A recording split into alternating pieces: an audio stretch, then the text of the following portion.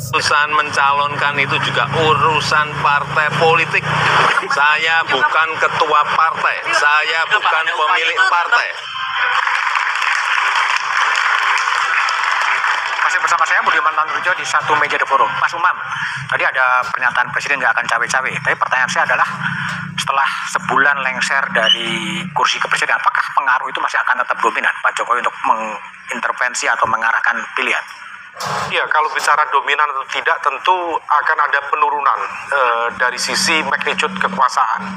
Tetapi bagaimanapun juga bahwa pertahanan terkuat pasca lengser ke Prabon, pasca lengser dari kekuasaan, adalah membentuk jaring-jaring kekuasaan yang baru.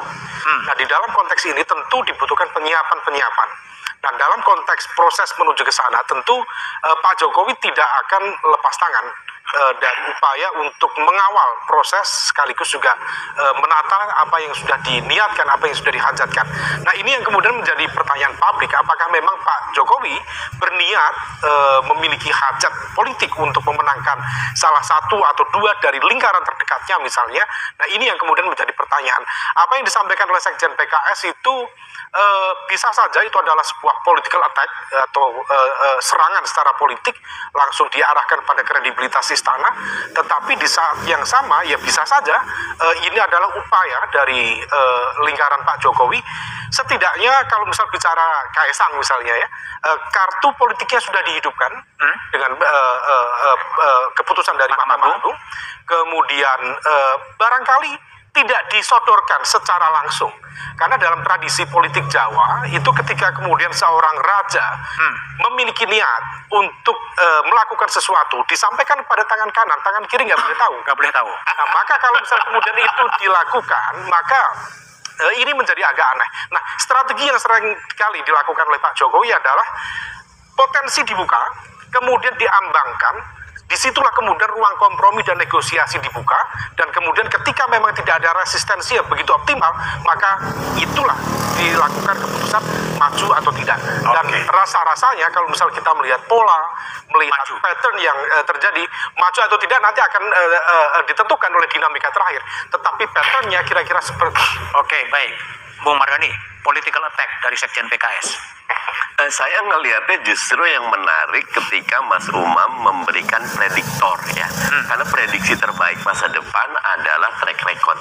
Lihat bagaimana cerita Mas Gibran menjadi sebuah proses yang sangat mulus jadi wakil presiden, mulai dari MK-nya. Sekarang MA-nya ini sudah membuat, bahkan hari ini banyak wartawan nanya ke saya terkait dengan PKPU. PKPU udah menetapkan 1 April 2025, 30 tahunnya. Ya.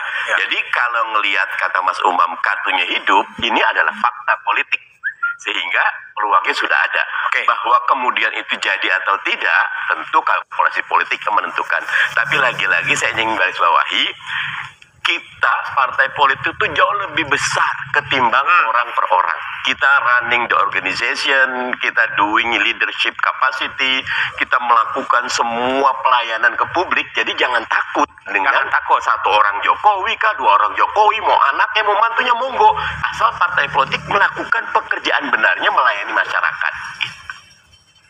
Oke, Bung Daniel. Jadi kalau Anda lihat, memang pernyataan Presiden Pak Jokowi ini memang cawe-cawe atau nggak cawe-cawe sih?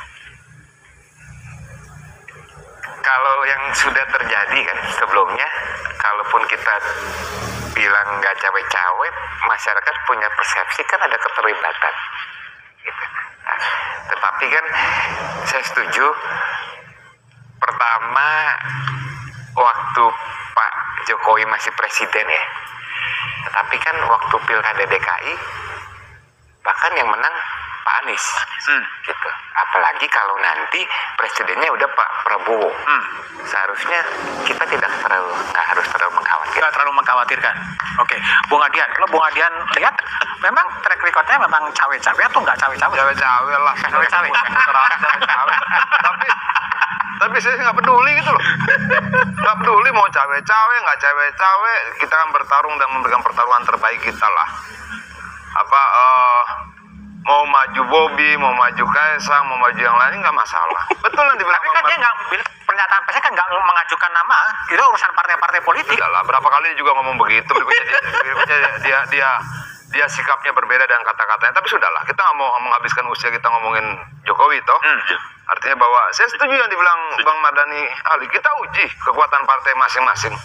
Kita uji komitmen partai terhadap rakyat. Kita uji seluruh kerja-kerja dan keringat partai terhadap rakyat. Perjuangan segala macam itu akan menjadi alat ukur yang paling bagus buat demokrasi tentunya dibandingkan bawa si Ana, bawa si ini, gitu. Sudahlah. Tapi kan Mbak Puan juga pernah menyebut Kaisang lah. Lo nyebut doang. Nyebut doang? Nyebut doang, masa nggak boleh? Bahwa kemudian... Tapi bukan menarik simpati ya? Enggak dong. Saya kok koreksi. Begini. Mbak Puan ditanya kok. Yang namanya ditanya jawab lah. Betul, tapi begini, Mbak Puan itu bagaimanapun juga pimpinan DPR. Oke, dia di situ ada Gerindranya, di situ ada Golkarnya, segala macam. Dia harus menempatkan dirinya sebagai pimpinan DPR untuk berlaku agar situasi parlemen tetap kondusif. Walaupun mungkin tidak sesuai dengan hatinya, seperti ketika dia menangis saat Rakernas kemarin gitu loh. Tapi nggak masalah. Begini loh, Bang, sudahlah.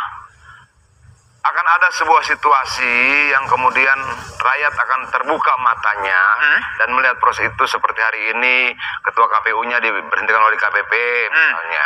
Oke, ketua KPU-nya itu diberhentikan oleh DKPP kalau tidak salah melalui putusan 90 juga ya. Kalau tidak salah putusan nomornya 90 juga. Apa dunia kan bekerja secara aneh ya untuk hal-hal seperti ini gitu loh. Kemarin misalnya data-data kita hilang, lalu kemudian hackernya mau mengembalikan dan minta tambahan pendanaan. Ini hacker kok ngomong APBN gitu loh. Artinya banyak lah. Dan kita akan semakin melihat, Republik ini sedang lucu-lucuan. Sedang lucu-lucuan. Dan kita akan kembali bersama dan seluruh kekuatan full kita untuk mengajak semua, ayo kita serius bernegara. Oke, baik. Bung Habib, jadi kalau menurut pandangan dari Gerindra dan juga Pak Prabowo memang tetap diperhitungkan ya faktor Pak Jokowi dalam konteks kontestasi Pilkada 27 November nanti. Sejarah membuktikan ya, memberikan pelajaran kepada kita banyak sekali tokoh-tokoh yang diteladani masyarakat karena track record, karena karakter disukai oleh masyarakat.